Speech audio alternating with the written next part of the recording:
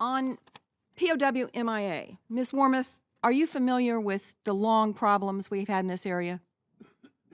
Senator, yes, I'm broadly familiar with the issues with Gitmo.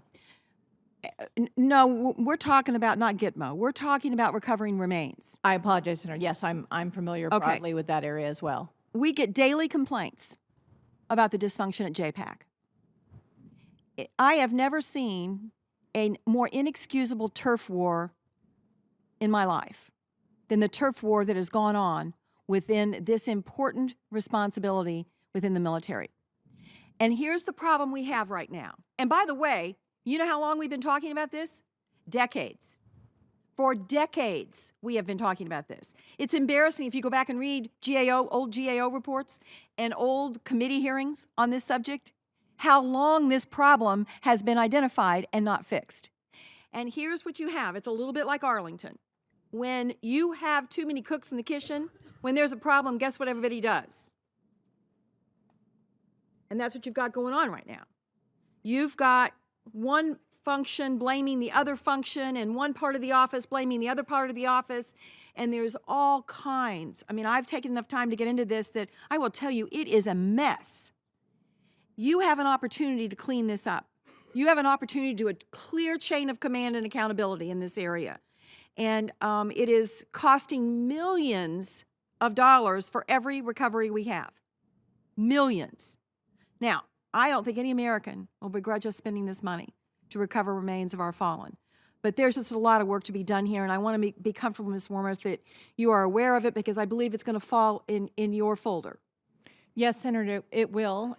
It is a very solemn obligation. It's one that I take seriously. It's one the department takes seriously. Certainly, we do have significant problems in this area. My understanding is that Secretary Hagel has very recently required that the acting Undersecretary of Defense for Policy provide recommendations to him within 30 days on how we would propose to restructure the community to make it more effective and to have greater accountability. So I would be happy, if confirmed, to work with you and talk with you about the results of those recommendations. As you probably are also aware, we have other studies that our CAPE organization has undertaken in this area very recently. Yes, I'm aware of the CAPE study, and my subcommittee that has looked at this really closely will be happy. It's on the Homeland Security and Government Affairs subcommittee, but we'd be happy to share with you not only all the information we have, but obviously protecting whistleblowers, giving you a taste of how bad it is.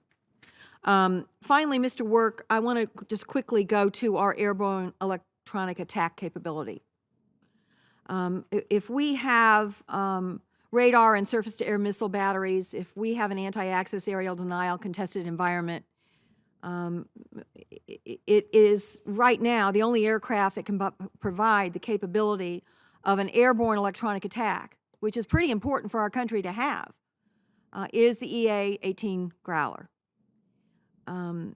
With these challenges on the horizon and the need for our capability in this area of electronic attack, can you talk about how we would benefit from additional electronic warfare capabilities?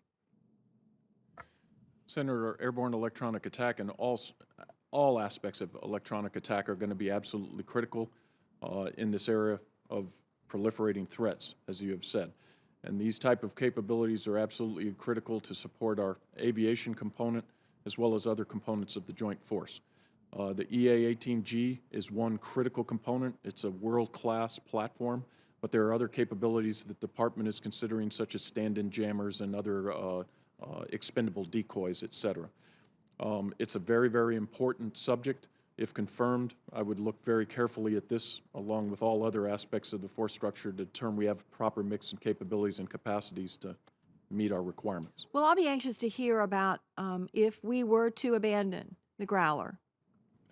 I would be anxious to hear what the capabilities would be to replace it and where they are in the pipeline. I want to make sure that we do not leave ourselves exposed in this critical area going forward.